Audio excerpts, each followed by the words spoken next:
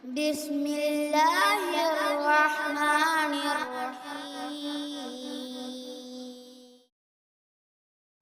அஸ்ஸலாமு அலைக்கும் வரஹ்மத்துல்லாஹி வபரகாத்துஹு. இன்னல் ஹம்தலில்லாஹ் வனஹ்மதுஹு வனுஸல்லி அலா ரசூலிஹில் கரீம். அம்மா பாத். அளவிலா கருணையும் நிகரில்லா கிருபையும் உடைய அல்லாஹ்வின் திருப்பெயரால் எனது உரையை ஆரம்பம் செய்கின்றேன். இந்த ரமதானுடைய சொற்பொழிவில் உளவியல் மேதை அன்னலார் அப்படின்ற புத்தகத்தில் இருக்கிற தலைப்புகளை நம்ம பார்த்துக்கிட்டு இருக்கிறோம் இல்லையா.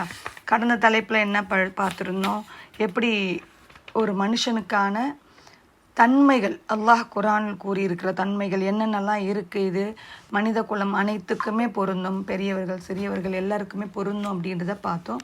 இதை எப்படி நம்ம களையிறது, இதுலேருந்து எப்படி வர்றது, கீழ்ப்படியாத ஒழுங்கீனமான விஷயங்களை நம்மள்டேருந்து எப்படி எடுக்கிறது, முக்கியமாக குழந்தைகள்டேருந்து எப்படி நம்ம களையிறதுன்றது தான் பார்க்க போகிறோம். அதுக்கு உதாரணமாக மனுஷன் தர்கிப்பவனாக இருந்தால் அதற்கு எதிர்மறையான கட்டுப்படுதல், திருப்தி அடைதல் போன்ற குணத்தால் பயிற்றுவிக்கப்பட வேண்டும். அல்லாஹ்வின் தூதர் ஸல்லல்லாஹு அலைஹி வஸல்லம் அவர்கள் கூறினார்கள், உங்களுக்கு முன்னால் வாழ்ந்தவர்கள் அழிந்ததெல்லாம் இந்த விதியின் விஷயத்தில் தர்கித்து கொண்டதால் தான் என்றார்கள். நூல் திர்மிதி 2059. அல்லாஹ்வின் தூதர் ஸல்லல்லாஹு அலைஹி வஸல்லம் அவர்கள் கூறினார்கள், எங்களுக்கு கீழ்ப்படிந்தவர் எனக்கு கீழ்ப்படிந்தவர் அல்லாஹுக்கு கீழ்ப்படிந்தவர் ஆவார். எனக்கு மாறு செய்தவர் அல்லாஹுக்கு மாறு செய்தவர் ஆவார். தலைவருக்கு கீழ்ப்படிந்தவர் எனக்கு கீழ்ப்படிந்தவர் ஆவார். தலைவருக்கு மாறு செய்தவர் எனக்கு மாறு செய்தவர் ஆவார் என சஹீஹ் புகாரியில் 2957வது ஹதீஸாக பதிவு செய்யப்பட்டுள்ளது. நன்று கெட்டவனாக மறுப்பாளனாக இருந்தால் அல்லாஹுவை நம்பிக்கை கொள்ள வேண்டிய அம்சங்களை கற்றுக் கொடுக்க வேண்டும். இப்னு சினான் ரலியல்லாஹு அன்ஹு அவர்கள் அறிவிக்கிறார்கள், ஒரு மோமினின் காரியம் ஆச்சரியமானதே, அவனது காரியம் அனைத்தும் அவனுக்கு நல்லதாக அமைகிறது. ஒரு மோமினை தவிர எவருக்கும் இது நிகழ்வதில்லை. அவனுக்கு மகிழ்ச்சியான நிலை ஏற்பட்டால் நன்றி கூறுகிறான், அது அவனுக்கு நல்லதாகிவிடுகிறது. அவனுக்கு தீயவை ஏற்பட்டால் பொறுமையாக இருக்கிறான், அது அவனுக்கு நல்லதாகி விடுகிறது என நபி ஸல்லல்லாஹு அலைஹி வஸல்லம் அவர்கள் கூறினார்கள். நூஹ் சஹீஹ் முஸ்லிம் 2999. அவசரக்காரனாக இருந்தால் அதற்கு எதிர்மறையான நிதானம் மற்றும் விவேகம் போன்ற பண்புகளால் வார்த்தெடுக்கப்பட வேண்டும். நான் பிரார்த்தித்தேன், ஆனால் என் பிரார்த்தனை ஏற்கப்படவில்லை என்று கூறி உங்களுக்குள் ஒருவர் அவசரப்படாத வரை அவரது பிரார்த்தனை ஏற்கப்படும் என அல்லாஹ்வின் தூதர் ஸல்லல்லாஹு அலைஹி வஸல்லம் அவர்கள் கூறினார்கள். சஹீஹ் முஸ்லிம் 5284. விரக்தி அடைபவனாக இருந்தால் அல்லாஹ்வின் மீது நம்பிக்கையும் உறுதியும் உடையவனாக மாற முயற்சிக்க வேண்டும்.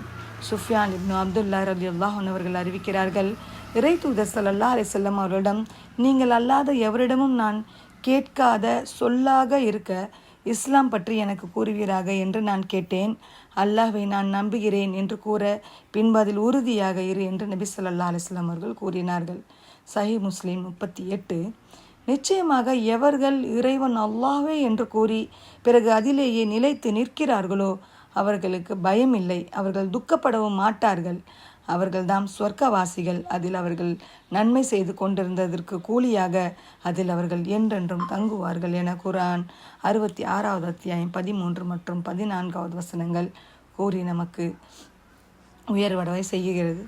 மறதி உடையவனாக இருந்தால் ஞாபகமூட்ட வேண்டும்.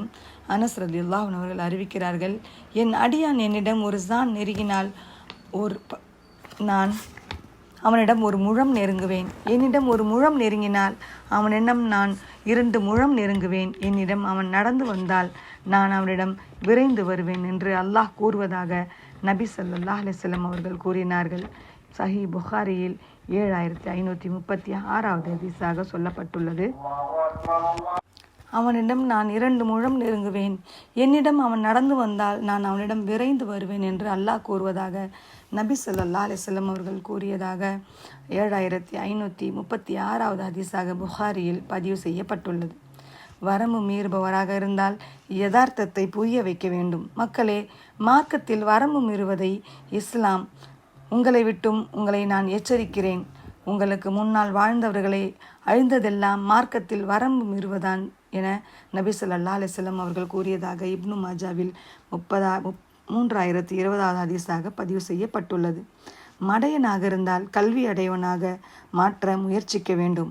அபூ ஹுரைரா ரலியல்லாஹு அன்ஹு அவர்கள் அறிவிக்கிறார்கள், கல்வியை தேடும் வழியில் ஒருவர் நடந்தால் அவருக்கு அல்லாஹ் சொர்க்கத்தின் பாதையை இலகுவாக்குகிறான் என நபி ஸல்லல்லாஹு அலைஹி வஸல்லம் அவர்கள் கூறினார்கள். இந்த ஹதீஸ் சஹீஹ் முஸ்லிமில் 2699வது ஹதீஸாக பதிவு செய்யப்படுகிறது. நபி ஸல்லல்லாஹு அலைஹி வஸல்லம் அவர்கள் கூறினார்கள், அல்லாஹ் எனக்கு அருளியுள்ள நல்வழி மற்றும் கல்விக்கு உதாரணமாவது ஒரு நிலத்தில் பெய்த பெருமழை போன்றதாகும். அந்த நிலத்தில் நல்ல பகுதியும் உண்டு, அது நீரை உள்வாங்கிக் கொண்டது. அதில் புல்லும் அதிகமான பச்சை செடி கொடிகளும் முளைந்தன. அந்த நிலத்தில் தரிசும் உண்டு, அது நீரை உள்வாங்காமல் தேக்கி வைத்து கொண்டது. அதை இறைவன் மக்களுக்கு பயனடையச் செய்தான். மக்கள் அருந்தினர், கால்நடைகளும் புகட்டினர், விவசாயமும் செய்தனர். அந்த பெருமழை இன்னொரு வகை நிலத்திலும் பெய்தது. அது ஒன்றுக்கும் உதவாத வெறும் கட்டாந்தரை. அது தண்ணீரை தேக்கி வைத்து கொள்ளவும் இல்லை, அதில் புற்பூண்டுகள் முளைக்கவும் இல்லை. இதுதான் அல்லாஹ்வின் மார்க்கத்தை விளங்கி அல்லாஹ் எனக்கு அருளியதன் மூலம் பயனடைந்து தாமும் கற்று பிறருக்கும் கற்பித்தவருக்கு உதாரணமாகும்.